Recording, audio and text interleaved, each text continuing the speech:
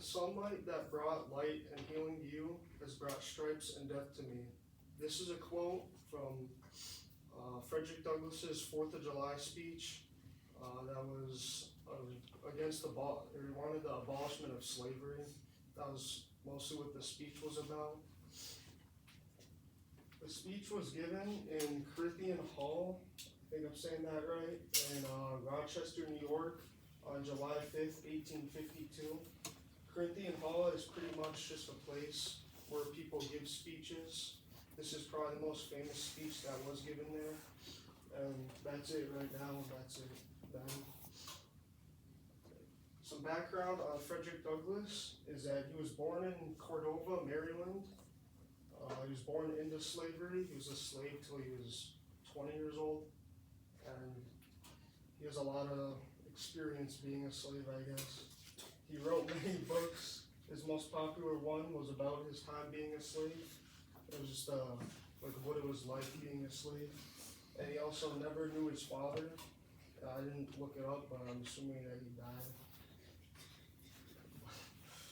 The speech, its significance was towards the abolishment of slavery and how the 4th of July at the time was like hypocritical, and it was like it's supposed to be the land of the free, but like a lot of the people there weren't even free at the time, so it doesn't make much sense.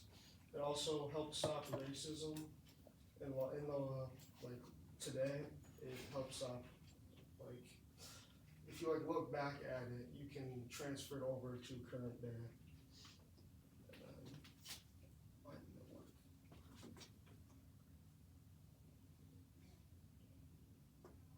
The meaning of July 4th for the Negro.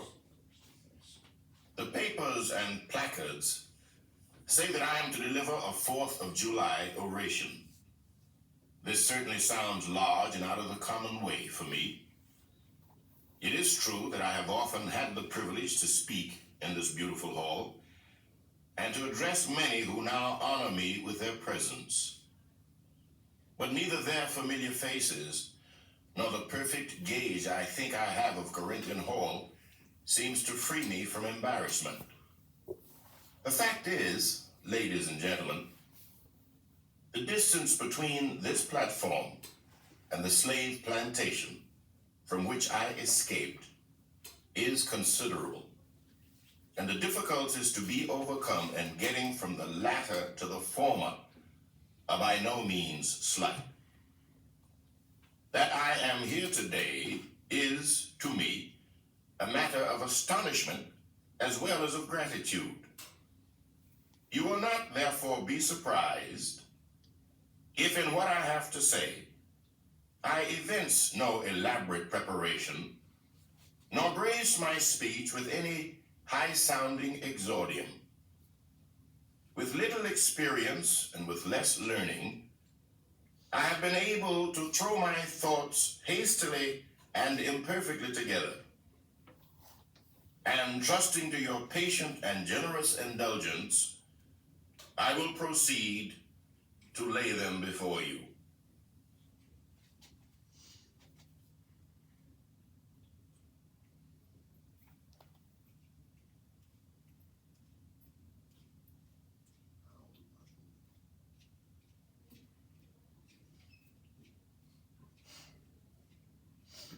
The meaning of July.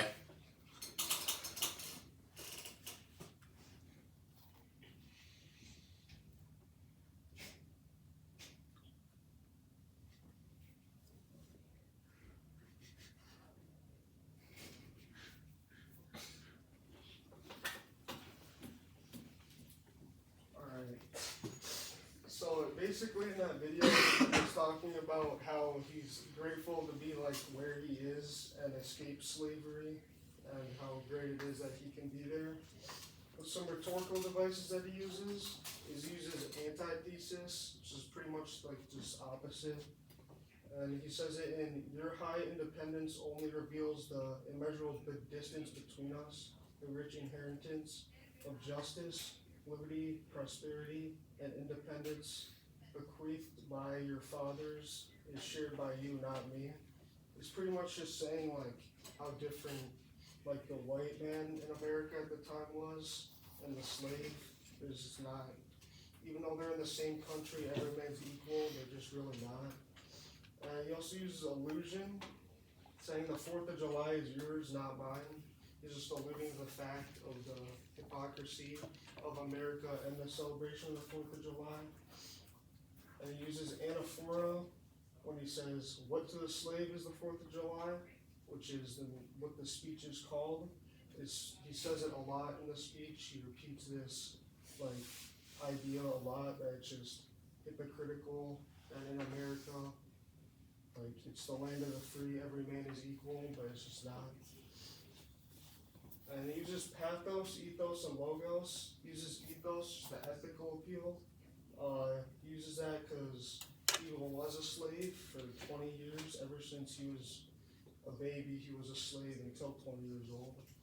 He uses logos, which is logical, saying like land of the free, it's supposed to be a great place, but not everybody even is free, and lots of racism just doesn't matter. He uses pathos, which is the emotional appeal, when he says the 4th of July was this big celebration for like white men in America at the time, but for like black men and like slaves, it was just like remembering all the bad things that happened. Like lots of people, like parents died in front of them, kids died. So it's just, that's how he uses it emotionally. And why it'll endure is that it was a big speech for freedom at the time. It helped lead to the abolishment of slavery, which if there wasn't an abolishment of slavery, the world would be very different right now. And it also pointed out justice in America and how like in which everybody should be equal, and it wasn't at that time. I hope that could educate you a little bit about this speech. Thank you for listening to my speech.